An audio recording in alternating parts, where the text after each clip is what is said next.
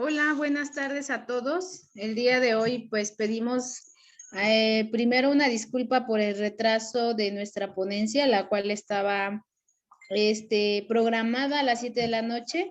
Sin embargo, por situaciones de internet y otras complicaciones, se nos retrasó un poquito nuestro horario, pero aquí estamos. Hoy tenemos un tema un poquito diferente, salimos un poquito de hablar solamente de rehabilitación y hoy vamos a hablar sobre el estrés del cuidador primario, que es algo que generalmente nos toca ver de forma muy cercana cuando el familiar está demasiadamente cansado de los cuidados que debe de tener la persona a la quien está cuidando. Y para eso el día de hoy tenemos a la psicóloga María Dolores Cano, la cual es un gustísimo tenerla aquí con nosotros y le vamos a dar la bienvenida. Hola, ¿podría abrir Hola, su cámara? sí, aquí estoy. Buenas noches a todos. Muchas gracias, Carito. Es, Hola Lolita, qué gusto es saludarte. muy bien. Me da mucho gusto saludarlos. Es para mí un honor el estar aquí con ustedes esta noche, agradecida por la confianza y bueno, pues efectivamente el día de hoy hablaremos acerca de el estrés del cuidador. Es un tema que en muchos aspectos o en muchos lugares se logra conocer o saber un poco acerca de, sobre todo en, en el ámbito de salud. Sin embargo, a pesar de ser un tema amplio, extenso y con conocimiento, pues también hay lugares a donde no llega esta información. Entonces, pues bueno, vamos a darnos a la tarea del día de hoy de hablar un poco acerca de esto. Vamos a hablar acerca de lo que es el cuidador primario, quién es, y también vamos a hablar de qué es el estrés y qué hacer ante ello. Y vamos a ir respondiendo Pues preguntas para cada uno de ustedes. Pues para eso, Lolita, te agradezco muchísimo que hayas aceptado nuestra invitación y también mencionar que la psicóloga María Dolores Cano se encuentra también con nosotros como parte de nuestros servicios de la clínica terapia física, terapia ocupacional y neurodesarrollo. Tenemos sin duda una gran ponente el día de hoy. Es psicóloga egresada de la Universidad Eurohispanoamericana.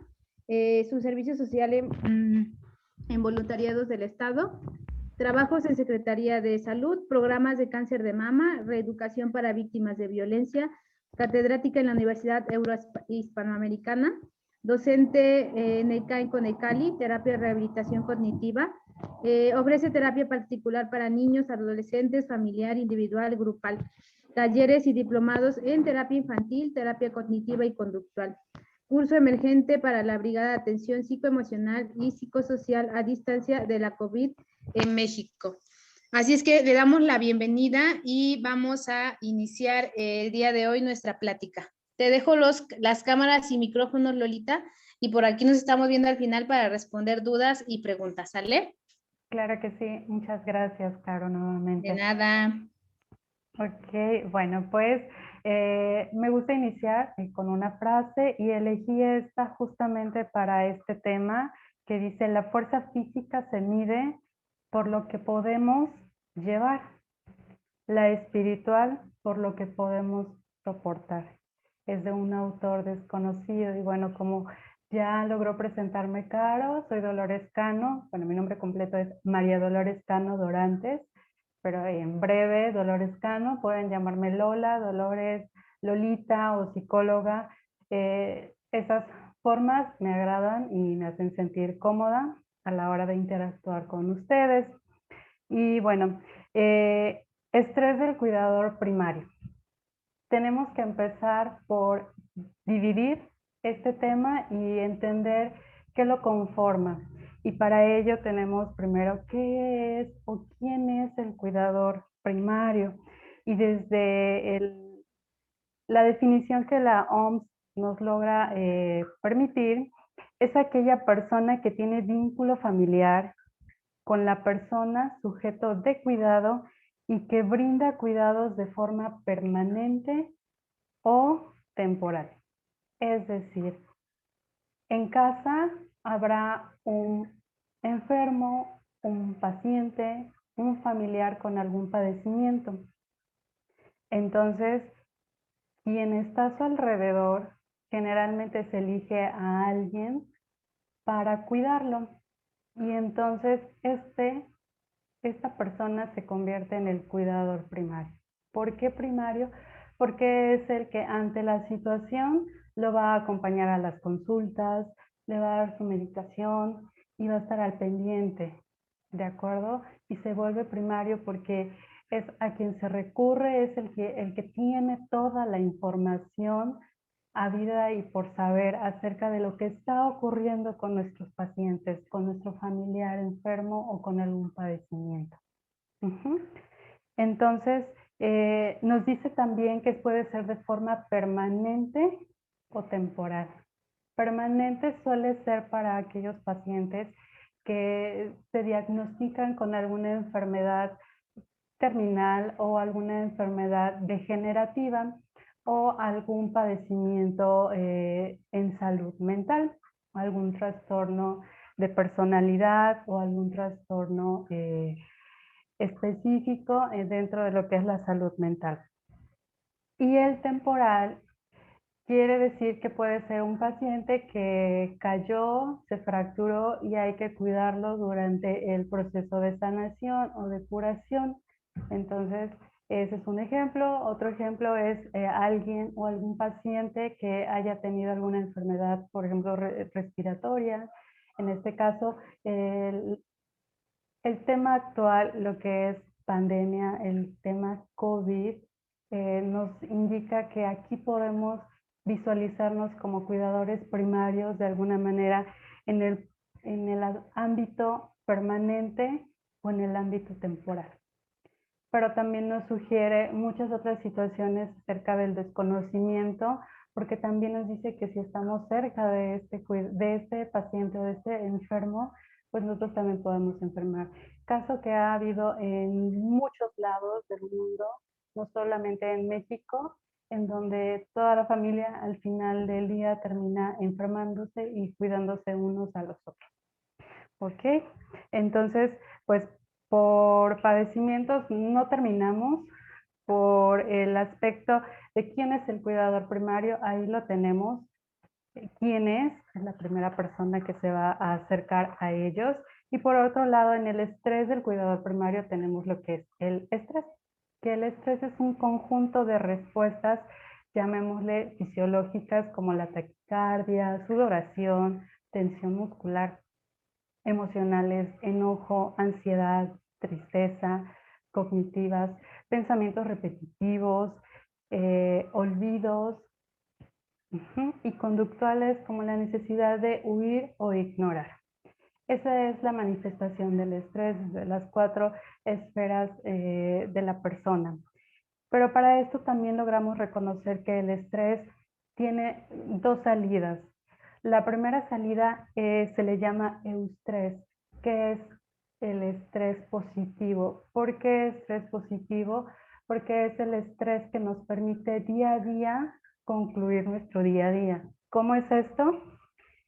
Cuando tenemos un horario para iniciar nuestro día por alguna actividad, ese estrés es el que nos permite entrar en acción. Ese estrés es el que nos va a decir, adelante, toma eso que necesitas para concluir esa acción. Necesitas levantarte, necesitas bañarte, alistarte para ir al trabajo o para iniciar cualquier rutina en el día a día. Y ese estrés es el positivo porque nos permite funcionar de esta manera. Pero por otro lado, o la otra salida es el diestrés o distrés, ¿sí? Que es el malo, el negativo. ¿Por qué malo y negativo? Porque nos daña, porque entramos en un ciclo en donde estamos presionados por el tiempo, en donde ya no me dio tiempo, por ejemplo, de alistar a los hijos, de preparar el desayuno, llego tarde al trabajo y entonces empiezo con un ciclo y una dinámica diaria de estrés y al final del día quedo con agotamiento emocional, agotamiento físico, que también empieza a complicar todas mis necesidades o funciones básicas para la vida y para el día. ¿Cómo podemos reconocer que hay estrés en cualquier persona cuando hay modificación de hábitos, de las emociones y de las necesidades básicas.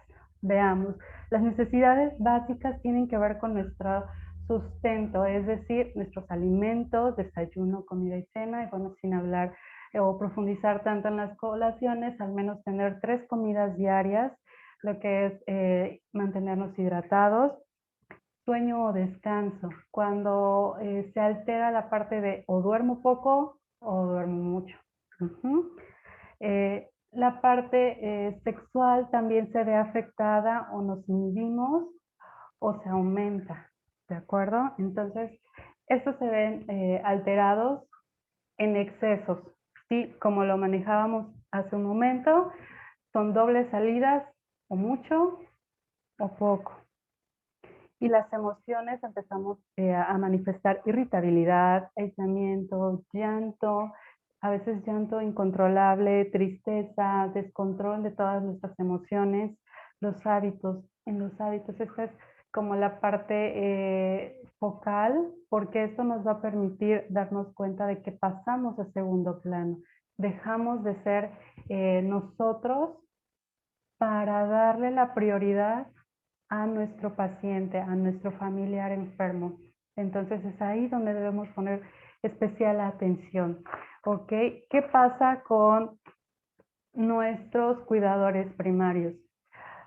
Se le dice primario, por lo que ya comentamos hace un momento, que tiene que ver que ellos son quienes dan la cara para saber qué pasa con el paciente, qué pasa con el familiar, quienes están, ahora sí, 24/7 con ellos, tienen el conocimiento y si no lo tienen, necesitan desarrollarlo y aprenderlo para poder cuidar al paciente.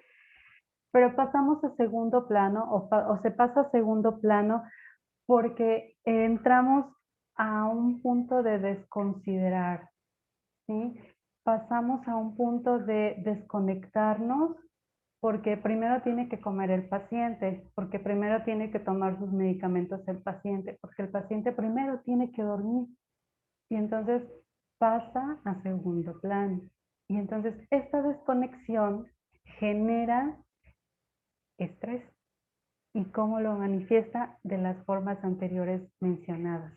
Con toda esta sintomatología de taquicardia, sudoración, ansiedad, enojo, desarrollando muchas otras enfermedades.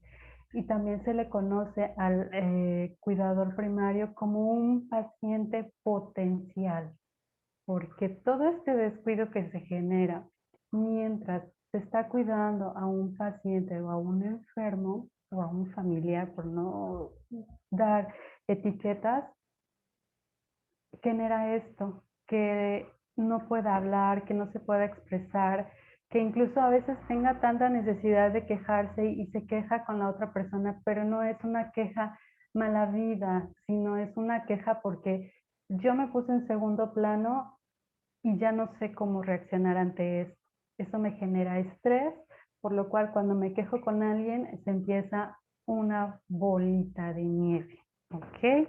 Entonces, este paciente potencial suele tener consecuencias a veces bastante drásticas porque cuando está cuidando a alguien, generalmente el cuidador primario es quien cae más rápido, quien se deteriora más rápido que el paciente, porque al paciente lo están cuidando, al paciente se le está supervisando que tenga lo necesario, lo indispensable, ya sea para mejorar o para una calidad de vida. Sin embargo, el paciente potencial ahora es el cuidador primario. Y sus consecuencias son no tan difíciles de observar porque sus estados de ánimo cambian. Si tienen algún trabajo o mismo en casa, suelen quedarse dormidos repentinamente. Eh, Suele haber demasiado agotamiento físico, emocional, bastante cansancio.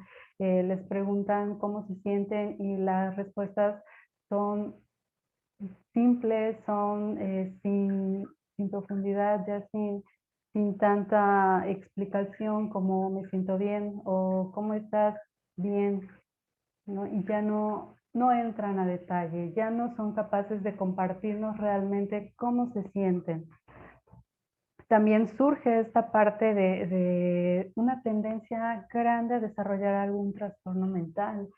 ¿Sí? También se generan padecimientos como ansiedad, depresión y de acuerdo a las características de la persona puede llegar a tener rasgos, por ejemplo, obsesivos compulsivos, y en esta época de pandemia también se ha dado bastante en estos rasgos obsesivos compulsivos por la limpieza, por el orden, por el control, y entonces también generan otras situaciones aún más complejas que los que están alrededor, a menos de que tengan conocimiento o que realmente aprecien mucho a las personas, a sus familiares, es donde se logran percatar de que algo malo o algo está pasando dentro de esta persona.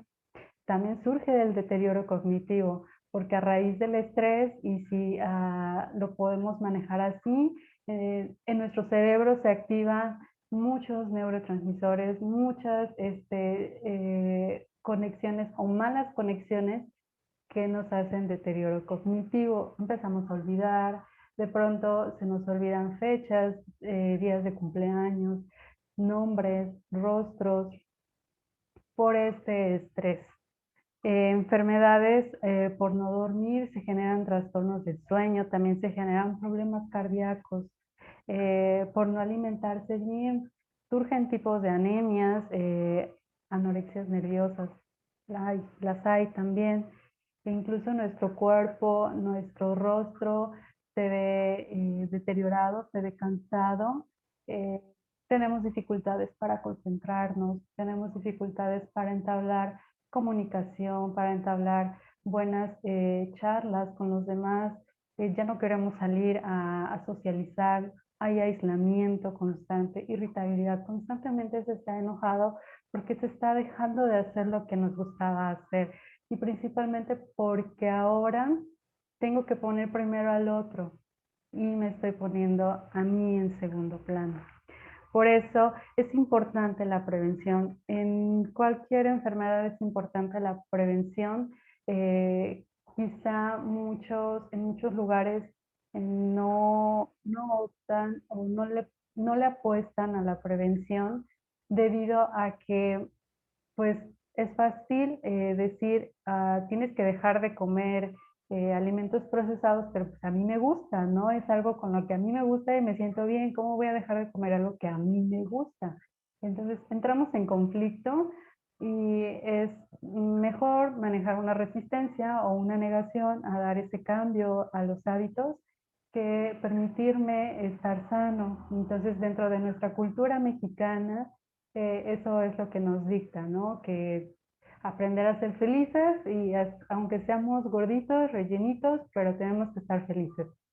Es un concepto no malo, sin embargo, tampoco nos produce toda la satisfacción porque podemos estar felices y la felicidad, recordemos que es temporal y sobre ciertos aspectos en la vida. Entonces, la prevención es parte de, o quizás sea la más importante, el no te abandones, por favor. Si hay desconexión con tu persona, si hay una situación en donde tú ya te estás dando cuenta de que estás dejando de hacer cosas que te gustan, ya no estás sintiendo esa satisfacción por despertar cada mañana o por irte a dormir y poder permitirte darte gracias y disculparte por las cosas que no hiciste tan bien en ese día. Entonces, eh, una sugerencia cuando eso ocurra, busca ayuda. A veces hablar con alguien que esté fuera del contexto, es decir, psicólogo, terapeuta o eh, alguna otra persona que no esté involucrada, nos ayuda a poder desahogarnos. Y recordemos que el poder hablar, al hacer esa catarsis, es liberador. Con el simple hecho de hablar ya depositamos quizá en la otra persona algo, sin embargo, yo también ya no estoy cargando con todo ese peso de mis pensamientos y mis creencias que me están limitando. Buscar ayuda profesional también es válido. Estamos todavía, a pesar de este año de pandemia, a pesar de todos los recursos que tenemos actualmente está infravalorado el ir al psicólogo o ir con el psiquiatra. ¿Por qué no? Todos en algún momento lo necesitamos.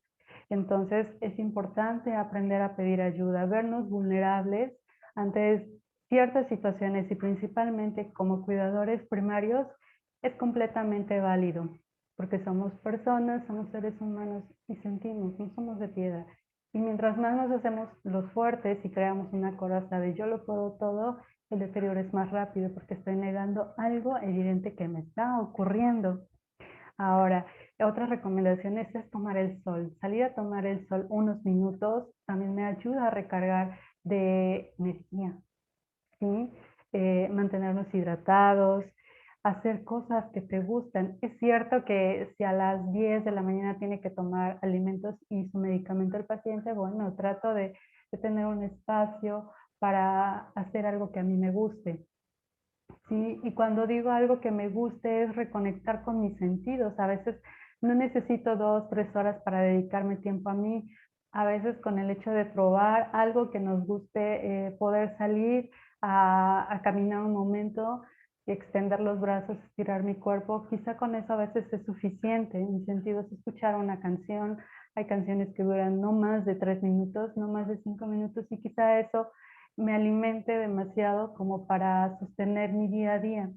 Y cuando hago esas acciones a través de mis sentidos, mi cerebro lo percibe claramente y agradece con elevar los niveles de serotonina, oxitocina y eliminar el cortisol o disminuirlo al menos y evitar el estrés exagerado o exacerbado. Reconectar con los sentidos, tener experiencias nuevas también me implica esto, el ayudar a mi cerebro a sentirse más pleno y satisfecho. Recuerden que el cerebro es un músculo, pero a diferencia de todos los otros músculos de nuestro cuerpo, pues evidentemente no le podemos pasar unas pesas para que haga ese ejercicio para tener la tonicidad. Esa tonicidad se logra a partir de conocimiento, de experiencias, de sensaciones. ¿De acuerdo? Y es importante aprender a comunicarnos, es importante aprender a darme cuenta de que en esto no estoy sola, ¿sí? Probablemente es difícil acercarnos a toda la familia y decirnos necesito del apoyo, porque yo sola no puedo, pero es importante que el otro también se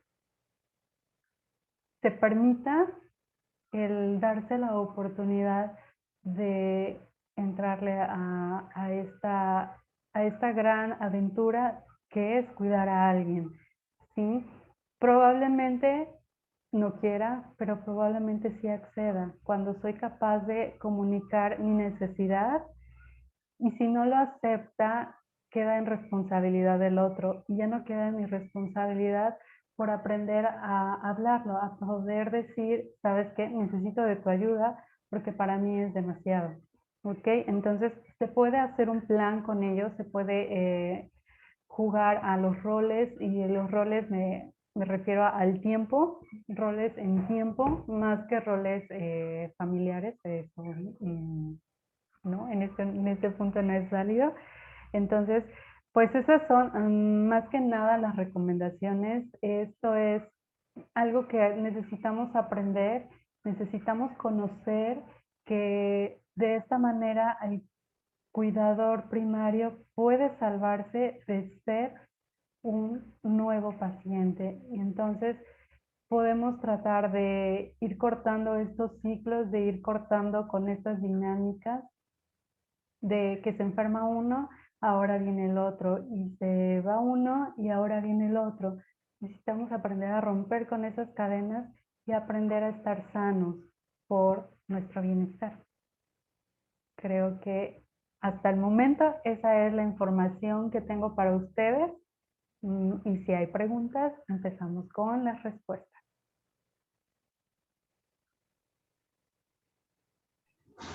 Gracias, Lolita. De verdad que es bastante, bueno, es mucha la información que debemos de saber o conocer en relación a este tema.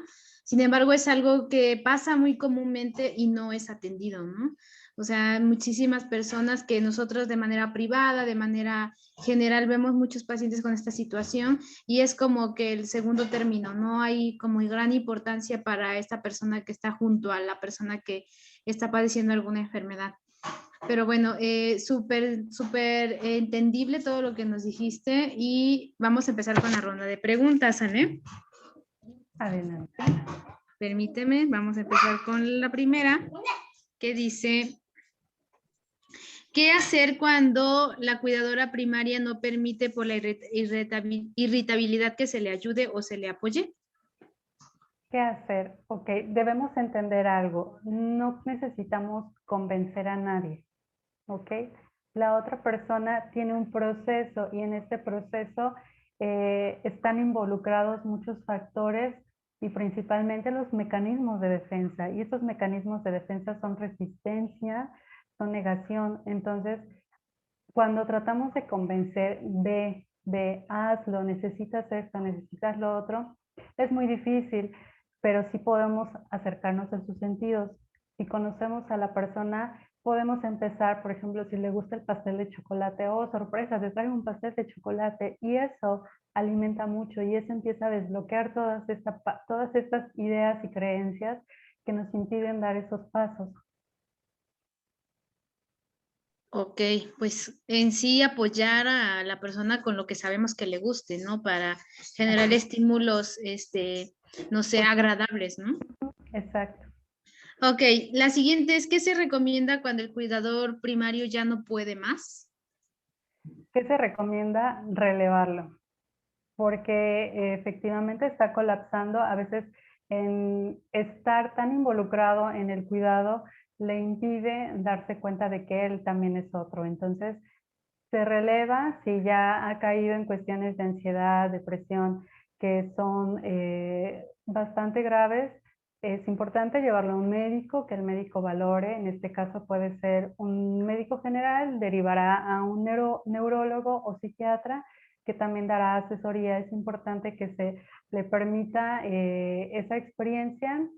Y cuando están muy irritables, cuando están negados, aquellos también necesitan la ayuda. Insisto, ellos están desconectados y todas las personas reconectamos con nuestros sentidos, ¿sí? A veces la otra persona puede mostrarse hermética, pero es paulatino, es poco a poco, debido a que durante mucho tiempo han estado desconectados. Entonces también debemos aprender. Y si yo me estoy frustrando y si yo me estoy empezando a sentir el no sé qué hacer, también entonces necesito ayuda para poder hacer ese trabajo e incluso poder soltarlo, porque a veces también esa parte es sana. El cuidador primario no quiere ser ayudado, entonces yo no me tengo que exigir o yo no tengo que decir, es que tengo que ayudarlo, porque entonces yo ahí me volví cuidador primario del cuidador primario. Y son esas cadenas que les digo. Entonces también tengo que darme la oportunidad de darme cuenta que la otra persona no quiere y que yo tampoco puedo forzarlo a salvarlo, porque una persona que no se quiere salvar evidentemente no te va a permitir nada. Y ese esfuerzo o esa buena intención que tú tienes hacia la otra persona simplemente también te va a dejar en un lugar de desgaste y tampoco es sano. Entonces, también necesitas ayuda. Ok, sí, ¿no? Ser bastante cuidadosos también la forma en cómo vamos a acercarnos o cómo vamos a querer o como querramos acercarnos a apoyar, porque podemos ser también posteriormente un problema, ¿no? Sumado a muchas situaciones más. Pero bueno, mira, las preguntas van relacionadas como a lo mismo, sin embargo, pues no dejan de ser importantes, así es que te las voy a ir mencionando, ¿sale? Dice, Gracias. ante el cuidado de una persona con una enfermedad degenerativa, ¿cómo poder establecer una rutina ideal para mí y para el enfermo? Una rutina ideal inicia de acuerdo a las necesidades, ¿ok? Por ejemplo, si el paciente tiene, no sé, se me ocurre, diabetes y ya necesita diálisis, bueno, establecer los horarios en donde también tenga yo muy claro cuáles son los horarios en donde se le tiene que dar algún tipo de medicamento y entonces mi rutina empieza a partir de esas necesidades, ¿ok? también tengo que ser muy claro en mis listas, hacer una lista clara de cuáles son mis necesidades, por ejemplo, desayunar. Entonces, trato de involucrar a todos a la hora del desayuno, por ejemplo, a la hora de la comida, a la hora de la cena, para que esté en sintonía de alguna manera. Poner en una balanza, poner visualmente, eso se lo recomiendo mucho, escríbanlo por favor, para que lo puedan controlar. Y porque cuando lo tenemos aquí, ahí está, pero cuando lo tengo aquí escrito visual, puedo controlarlo, puedo jugar con esas dinámicas, puedo establecer una rutina adecuada de decir a las 8 tiene que tomar tal medicamento, pero tiene que ser con alimentos, entonces pues trato de que todos desayunemos a las 8 de la mañana. Si alguien tiene que salir al trabajo más temprano, bueno, pues tendrá que salir al trabajo, y si son adultos, ayudarlos a incorporarse a estas rutinas será más fácil. Muchas gracias. La siguiente. Soy cuidadora primaria. ¿Es normal que llore mucho constantemente? Claro que sí, es natural porque empiezas con el proceso de distanciamiento en ti misma o mismo. Si estás dando de más hacia el otro lado y te estás descuidando a ti mismo, te invito a que te permitas reconectar con tus sentidos una vez más, y a que si lo necesitas busques ayuda. Y cuando lloramos una semana constantemente y en las siguientes semanas ya estoy tranquilo, necesitaba desahogarme. Pero si lloro un día sí, y el otro también, y el otro también, y pasan semanas y pasan meses, esto ya no está bien. Necesitas ayuda. Muchas gracias. La siguiente pregunta habla sobre cuál es la diferencia entre ir al psicólogo y el psiquiatra. Ok, las diferencias son, el psiquiatra me va a ayudar con medicación, ¿ok? Cuando mi cerebro sufre ansiedad, estrés, depresión o cualquier otro padecimiento o trastorno mental, mi cerebro ya no funciona de manera habitual o como normalmente se espera.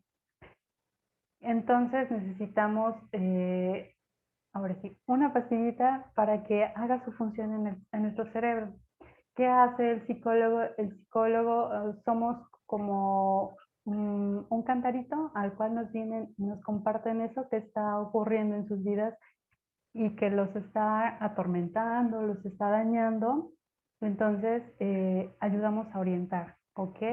Nosotros desde acá logramos visualizar cuando son ideas irracionales, cuando son pensamientos rumiantes, cuando son situaciones que están afectando, que tu conducta te está afectando, que tu actitud te está afectando, y entonces manejamos ciertas formas en donde tu mismo discurso, tu mismo compartir te ayude a analizarte, y establecemos algunas sugerencias o tareas para que realices contigo mismo o misma para poder modificar esto que está haciendo daño.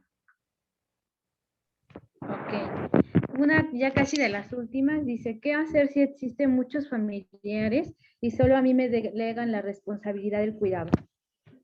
Ok, necesitas ser muy clara o claro. Es cierto, es lo que comentaba hace un rato, hay familiares que no acceden porque no están dispuestos a renunciar a sus rutinas, y eso es muy difícil. Pero necesitas aclarar tus ideas, cuáles son tus necesidades. Uno, dos, poder expresarlo claramente. En este momento es mi mamá y necesito de su apoyo por esto, esto y esto. ¿Ok? No acceden, repito, si no acceden, esto ya no queda en ti, queda en ellos por rechazar esta oportunidad, que es una oportunidad de estar cerca con el familiar. ¿Y qué necesitas hacer? También tener un acompañamiento, acercarte a un terapeuta, a un psicólogo, para poder hablarlo, para que te dé recursos y herramientas para que tú tengas la capacidad de organizarte sin volverte un paciente potencial o un futuro paciente. Y esta pregunta va relacionada a la anterior y nos preguntan que, ¿cómo hacer si yo no soy capaz de delegar o sea, la responsabilidad como porque no confío, porque no creo que lo puedan hacer como lo hacen o como yo lo haga? Ok, muchas gracias. Esa también es muy buena y bueno, es como la contraparte, ¿no? Cuando yo me puedo reconocer, porque eso tiene muchísimo que ver, cuando aprendo a reconocerme con mis virtudes, pero también con todas mis carencias y limitaciones, permito una experiencia de poder modificar cuando tengo la capacidad de reconocerlo. Me cuesta, ¿por qué? Porque me gusta ser controladora y controladora es una necesidad de que las cosas funcionen adecuadamente porque yo lo sé hacer bien. ¿Ok? Entonces, ¿qué necesitas permitirte a la experiencia? Probablemente el otro no lo sepa, pero al inicio, cuando tú empezaste, quizá no lo sabías todo y con el paso del tiempo adquiriste esas habilidades. Entonces, esta persona que tiene la disponibilidad y la osadía de decirte, yo también me quiero aventurar contigo a esto, hay que darle la oportunidad. ¿Sí? Entonces, ¿qué es lo que necesitas? Aprender a dar y a delegar esas responsabilidades. ¿Cómo lo haces? Soltando muchas cosas. Y sí, algo te puedo decir es que sí necesitas un acompañamiento psicológico para que tengas esos recursos, para aprender a dar esa oportunidad, permitirte no ser tan exigente contigo misma y no ser tan exigente con los demás. Ok, la última pregunta dice, ¿cómo hacer una red o rol que no sea obligatorio?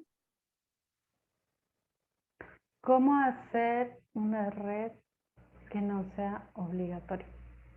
Ok, aquí debemos de tener en consideración si hay cuestiones, por ejemplo, de medicamentos que hay que dar. Eso sí es como una obligación para mantener sano, a salvo y pues ir en busca de la mejoría o de la calidad de vida de nuestro paciente. Eso es importante no modificarlo porque por eso están establecidos los horarios. Si se refiere a una parte obligatoria en donde que no todos entren porque son muchas actividades en el día y cada quien tiene un estilo de vida, pues bueno, aquí es importante que si dos personas coinciden con los horarios para que el paciente desayune, come, cena o tenga otras actividades, pues se pueden incorporar. ¿Cómo hacer que no sea obligatorio? Me queda como muy amplio este concepto y bueno, pues tendrías que orientarte un poquito más a tus necesidades y a las necesidades del paciente. Muchas gracias por contestar las preguntas de nuestra audiencia. Sin duda, bastante interesante la plática. Yo creo que hay muchísimos temas más que se pueden ir tomando en relación a todas estas situaciones. Y agradecerte, Lolita, por la participación con nosotros el día de hoy y preguntarte cómo pueden encontrarte, cómo pueden seguirte. Sabemos que subes información muy interesante a tus redes, así es que pues quisiéramos que nuestra audiencia te conozca y te Oh, siga. sí, muy bien. Pues mi número de teléfono está en las páginas y bueno, pues para empezar en mi Facebook me pueden encontrar, como Dolores Cano, ahí no hay pierde. Ese es mi número de teléfono, está el número de teléfono también del centro o la clínica de neurodesarrollo. Ahí nos pueden encontrar, ahí me pueden contactar y hacer su cita sin ningún inconveniente. Y creo que ahí. Ok, mira, sin duda, pues como tú mencionaste al inicio o como tu currículum mencionaba, puedes atender cualquier edad en pacientes, ¿no? Desde niños hasta adultos, ¿no? Entonces, para todas aquellas personas que necesitan asesoramiento con alguno de sus hijos o familiar, pues pueden contactarla a ella. Y si pues están padeciendo alguna situación como la que se mencionó el día de hoy, sin duda son candidatos para la psicóloga Dolores Cano. Así es. Muchas Bueno, gracias. también los invitamos a que sigan nuestras redes sociales. Ya saben que somos Terapia Física Jalapa. Le pueden dar me gusta el like en Facebook como Terapia Física Jalapa, Instagram igual como Terapia Física Jalapa. Pues muchísimas gracias, agradecerte Lolita y dejarte la invitación para cuando gustes estar nuevamente aquí con todos nosotros. Serás bienvenida. Y recordar que también cuentas con servicios en la Clínica Neurodesarrollo, donde pueden hacer sus citas y para que puedas brindarles el servicio que requieran. Así es, Carito. Muchas gracias. Y bueno, efectivamente estaré participando en diferentes temas porque considero que ya es momento de empezar a romper estas barreras de la salud mental. Al psicólogo no solo vamos locos. Y es más, el término loco está ya fuera de, no entra dentro del diccionario en los psicólogos. No tendemos a locos para nada. Todos necesitamos ir al psicólogo al menos una vez en la vida. Entonces, permítanse la aventura. Sí, sin duda, soy partícipe de la experiencia y es muy bueno, ¿no? O sea, no es porque tenga alguna enfermedad, ¿no? Sino evitar, pues, nidos en mi cabeza. Exacto. Vamos a evitar esos nidos en la cabeza de todas las personas. Ok, muchísimas gracias, Lolita. Gracias. Me despido y te dejamos un cordial abrazo y esperamos verte muy pronto por aquí. Claro que sí. Muchas gracias, Carito. Muchas gracias a todos y pasen excelente noche. Gracias. Bye. Y yo me despido dejándoles o comentándoles que la próxima semana por aquí nos vemos nuevamente con un tema diferente. Y quisiera aprovechar la oportunidad para mandarle saludos a dos personitas insistentemente que me lo estuvieron pidiendo el día de hoy. Saludos para Ludi, nuestra querida recepcionista, la cual es buenísima, y a nuestra terapeuta físico que se dedica, o bueno, que nos apoya más en la parte de estimulación temprana, a la terapeuta Dianita, la cual también le mandamos un saludísimo a ella y a su bebé. Y si gustan, próxima sesión hacemos un rol de saludos. Pues bueno, nos despedimos, pasen buena noche y nos vemos pronto. Adiós, Igualmente. Lolita, muchas gracias. Bye. Adiós.